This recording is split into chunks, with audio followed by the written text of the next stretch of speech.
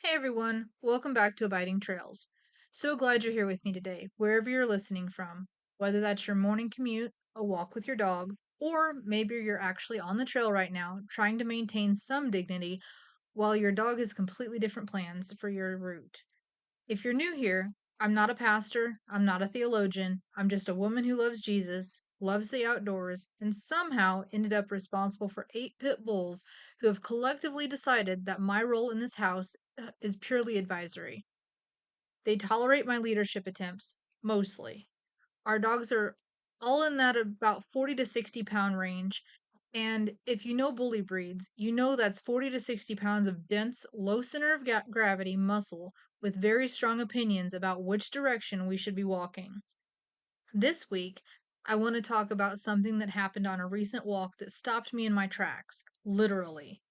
Because God has this way of using the most ordinary, slightly humbling moments to say something profound. And nothing is quite as ordinary or humbling as being outsmarted by a 50-pound dog who has decided she knows better on the route than you do. So grab your coffee, assuming your dog hasn't knocked it over yet, and let's walk this trail together. There's nothing quite as humbling as a 50-pound pit bull that has decided she knows a better route than you do. You think you're the pack leader, you've got your gear, you're feeling confident about this walk, and then for about 30 seconds, you're just a person holding a piece of nylon, getting dragged toward whatever caught her attention. I was out with one of our dogs this week. I won't name names to protect their identity, but she's one of our younger ones. Solid 50 pounds of muscle and absolutely zero chill when she catches an interesting scent. We've been working on heel, working on structure, doing all the right things. And for the first part of the walk, everything's going well. She's checking in, staying with me, being the good dog I know she can be. And then it happens. She catches a scent. You know exactly what I'm talking about. That split second where their nose hits something, their brain flips into a different gear, and suddenly none of your commands seem nearly as interesting as whatever is out there in the brush. One second I'm leading a calm, structured walk. The next second, I'm holding on to a leash attached to 50 pounds of determined muscle that has decided we're no longer going this way, we're going that way. And I'm standing there, planting my boots, trying to reset the position for the third time, getting genuinely frustrated that she keeps pulling against the structure we've worked so hard on. And right in the middle of my frustration, I felt God gently tap me on the shoulder and say, "Now you know how I feel." I actually laughed out loud on that trail. By myself, probably looked completely unhinged to anyone that may have been watching. But it was one of those moments where God uses something completely ordinary to say something that goes straight to your heart. Because how many times have I pulled against his leading because I caught a scent I wanted to follow? How many times have I been completely convinced I knew better on the route than the one who can see the whole trail? Today, we're talking about who's really walking who on the trail and in our lives. Proverbs 16:9 says this: "The heart of man plans his way, but the Lord establishes his steps." Now, I want you to think about that verse through the lens of a leash for a minute. Your dog has plans, very specific, very committed plans. He smells something interesting, and his heart is fully set on investigating it. He's not being rebellious for the sake of it. He genuinely believes his plan is the right one. But you can see things he can't. You can see the road ahead. You can see the other dog coming around the corner. You can see the drop off he's heading toward because he's only focused on what's right in front of his nose. He's planning his way. You're establishing his steps. And he pulls against you not because he's bad, but because he can only see 10 feet in front of him. I think about this every single time I feel the familiar frustration of wanting something specific, moving toward it with complete conviction, and feeling resistance from God's direction. I'm the dog on the leash. I can only see what's right in front of me. I can only smell the thing I want. But God sees the whole trail, every turn, every drop off, every danger that hasn't come into view yet. And his correction is not rejection, it's protection from things I can't yet see. Let me give you 3 specific things that leash training with 8 pit bulls has taught me about following God. And I mean this from genuine experience. These aren't theoretical lessons. These came from actual trail moments that humbled me completely. Lesson 1: pulling creates exhaustion, healing creates endurance.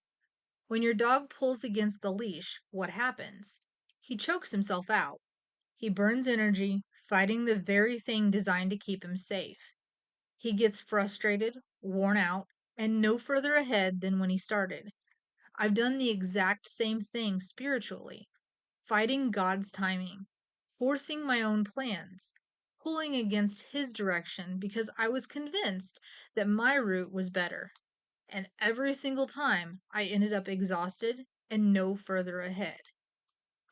But the dog who walks in heel position, close to his leader, trusting the direction, not fighting the guidance, he can go further, last longer, and actually enjoy the trail. Peace comes from the heel position with Christ, staying close enough to follow his lead, but strong enough to handle whatever the trail brings. Lesson 2: he sees the squirrel, I see the drop off. Your dog pulls toward that interesting smell because he can't see the cliff edge 20 feet ahead.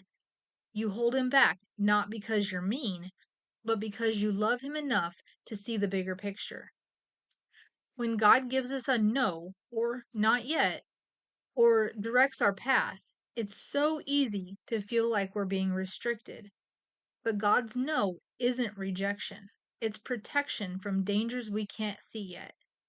He sees the loose rock, the aggressive dog around the corner, the storm rolling in over the ridge that we haven't noticed. Lesson 3: correction isn't rejection, it's redirection.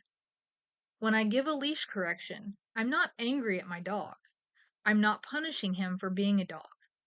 I'm redirecting him back to the safe path because I care more about his well being than his momentary happiness. When God corrects our direction, He closes a door, redirects a path, or asks us to wait. It's not punishment. It's love that cares more about where we end up than where we want to go right now.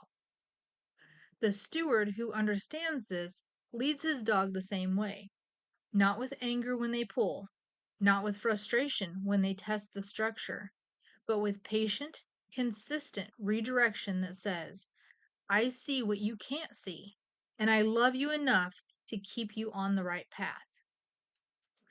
Quick pause here because this week's new tea is honestly too perfect for this conversation. Managing 8 pit bulls between 40 and 60 pounds, all with their own strong opinions about which direction we should be walking. I specifically asked God for patience, and He sent me 8 pit bulls. I'm pretty sure that's His sense of humor showing up in my life. So I embroidered it on a shirt because honestly, it needed to be said. I asked God for patience. He sent me a pit bull. It's $30, made right here in my shop for the stewards, the men who take their faith seriously, love their dogs deeply, and have completely run out of the patience they prayed for by 9 a.m. on a Tuesday. Links in the show notes and at abidingpaws.com. Grab one for yourself or send it to that person whose dog is currently winning every single leadership battle. You know exactly who that is. All right, back to the trail. So let's make this practical because I don't want you to just nod along and then go back to fighting the leash the same way you always have. Here are 3 specific challenges for you this week. First, use your dog's pulling as a prayer prompt. Next time your dog redirects you off the path, and it will happen, probably today, instead of just getting frustrated, let it be a moment of honest reflection. Ask yourself, where am I currently pulling against God's direction? Where am I convinced I know a better route? Use your dog's stubbornness as a mirror for your own. Second, practice the reset without frustration. In dog training, we reset. We stop, we reestablish, we start again. No drama, no extended frustration, just a calm return to the right direction. God offers us the same thing every single morning. His mercies are new every day. He's always ready to reset with us when we've pulled off course. Third, notice the moments when healing feels natural. There are moments in training when everything clicks, when your dog is walking perfectly beside you, trusting your direction completely, and the whole walk feels effortless. Notice those moments spiritually too. When are you walking in step with God so naturally that the path feels easy? What does that feel like, and how do you get back there when you've drifted? Here's what I want to leave you with today, Steward. God didn't give you that strong willed, scent driven, completely convinced he knows better dog by accident. Every reset on the trail, every patient correction, every moment you choose consistency over frustration, you're learning what it feels like to be led by perfect love. Your dog needs you to be the steady leader who sees the bigger picture. And you need God to be that same steady leader for you. The steward who understands this doesn't just train better dogs. He becomes a better follower of the God who holds his leash with perfect love and infinite patience, even when he pulls, especially when he pulls. Keep walking, keep leading, and when you get pulled off course, reset, start again, and trust that the one holding your leash can see the whole trail. Thanks so much for walking this trail with me today. If this encouraged you, share it with a fellow steward who needs to hear it. Our free ebook, Faithful Companions, a guide for loving and caring for your bully breed, is linked in the show notes. Practical foundation for everything we talked about here. And our newest tea, I asked God for patience, he sent me a Pitbull, is $30 at abidingpaws.com. Links in the show notes. Until next time, keep abiding, keep following, and trust the one who sees the whole trail. See you on the next one.